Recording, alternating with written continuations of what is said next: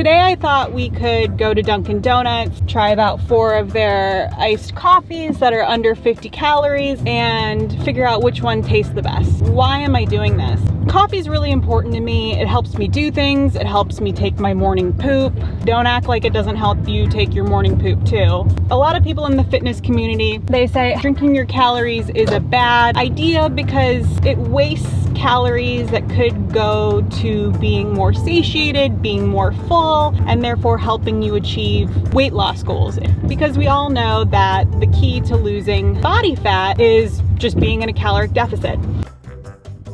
We're drinking our calories a little bit because coffee's fun, but we're not getting a 250 calorie coffee. What else can I have for 250 calories? I can have a candy bar. I can have a serving of Haagen-Dazs. Why would I want to spend that on a coffee when I could spend that on a Reese's Fast Break? If you don't know what I'm talking about, Reese's Fast Breaks, I would be willing to say the Reese's Fast Break is the most superior candy bar of all the candy bars. I don't know, if you like peanut butter, you like chocolate, there's really nothing better. Ooh, so good. Anyways, you know, this is like self-care for me, guys. Sometimes self-care could mean going to go get coffee. Sometimes self-care to me is actually just eating a pint of ice cream in bed and watching YouTube videos. I love that. That nourishes my soul. I don't think I'm the only one too. I think there's a lot of people out there that enjoy eating dessert in bed. Isn't there like a weird kind of like fetish thing about people that eat like food in bed? Is that a thing? Not into that. Not that there's anything wrong with that. Comment below if you also love to eat dessert in bed while watching YouTube videos.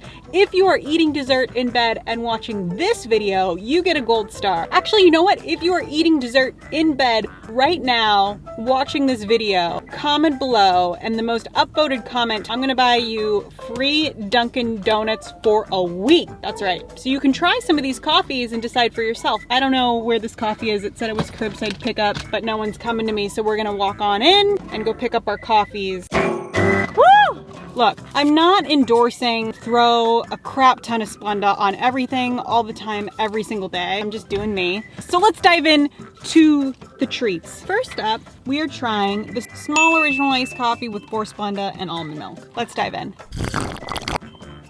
You can still taste the Dunkin' coffee, which is okay. It's a little bit of a nutty flavor. It's actually pretty sweet with the Splenda. This is a good bet. On to the next beverage. I'm really into nitro cold brews. I think they're delicious. There's something about them that just reminds me of like drinking a Guinness. And who doesn't want to drink a Guinness in the morning, you know, but not get drunk? Or maybe you want to get drunk in the morning, in which case you have more problems than my Splenda addiction. I'm here for you. This one is the small nitro cold brew, 4 Splenda and almond milk. Now some people might say, oh, you can't really taste the cold brew, blah, blah, blah. You don't really like coffee if you put almond milk and Splenda in your coffee. I love coffee, so let's try it. Oh. There's something about this drink that just tastes luxurious. I feel like I'm somewhere in Italy or in the French Riviera and I'm laying in one of those chairs and I'm drinking this coffee. It just tastes more expensive than Dunkin' Donuts. The thing about nitro cold brews is that there's no ice in this and you're not supposed to put ice in it, but man, this tastes good. This might be a go-to drink. If you're not used to the Splenda thing, it might hit you a little bit sharp. I bet you could get away with 2 Splenda and an almond milk and this would still taste delicious, but me, I'm just a sugar crackhead, so it's fine. Next up, we've got a small cold brew. I don't know what it says on this little sticker, so I'm just gonna put it up on the screen. Here we go.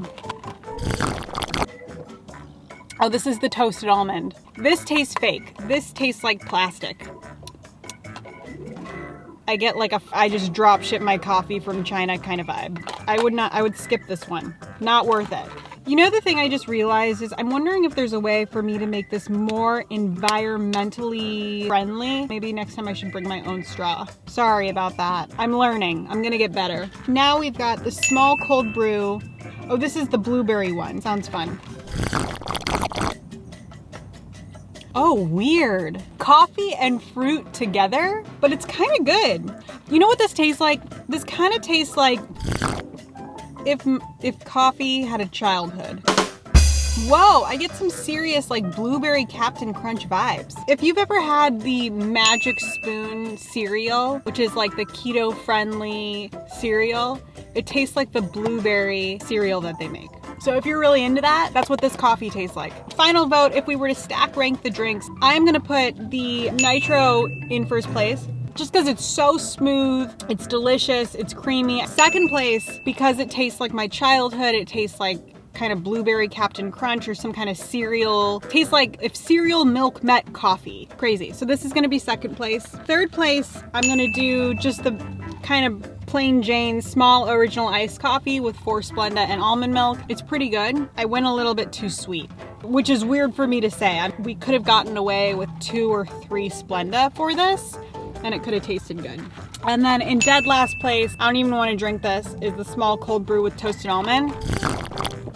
Tastes like, ooh, gross. Skip that drink, tastes like plastic. That wraps up the video for today. I hope you learned something new. I hope you got some new drink ideas. Comment below anything you want. I'll see you in the next video.